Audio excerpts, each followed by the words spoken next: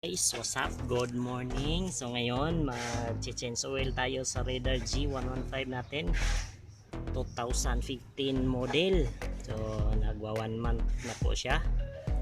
1 month and ano yun? 23 days. So pwede na papalitan natin ang yung oil niya. Kasi parang ano ng kanyang oil. Rapot na, tsaka yung cambio niya parang tigas na. So yan lang, kuhasa ako ng tools. So ito guys, itong gagamitin natin na tools. So may oil filter na po tayo. Yan, Suzuki. Yan. So ang oil natin is 20W50 engine oil, castrol. Yan. Yan, mag-change oil tayo. 1 liter to, pero 1 liter to ang binili ko, pero 650 ml lang po. So pero mag-change po tayo ng ano, ng oil filter. So mga 800 ang ano natin, ilagay natin sa engine natin. So yan. So guys, gamit po tayo ng 14mm. Ito po, 14mm dito po sa ilalim. Yan, kita ninyo yan. Yan. Ito po yung sa drain oil sa engine natin. So ito sa filter to, pero hindi ko na to binubuksan kasi doon lang ako magkukuha ng oil doon sa ano niya, yung lagayan ng oil filter. So yan lang. So mag intro muna tayo.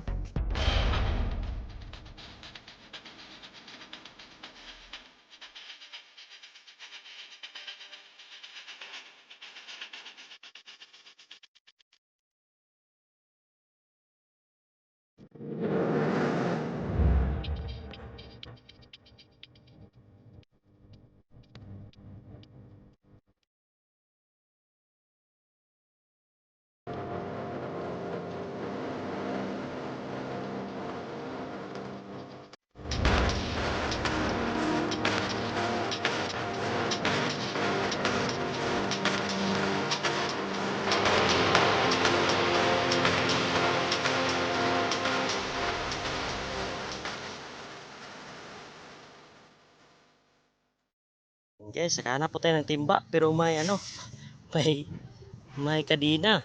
Sino kayang may-ari nito? Ito yung layan ng oil. Hindi pala makakasya. Pala to, hindi pala. Hanap tayo. A few moments later. So ito na lang guys. Parang social to.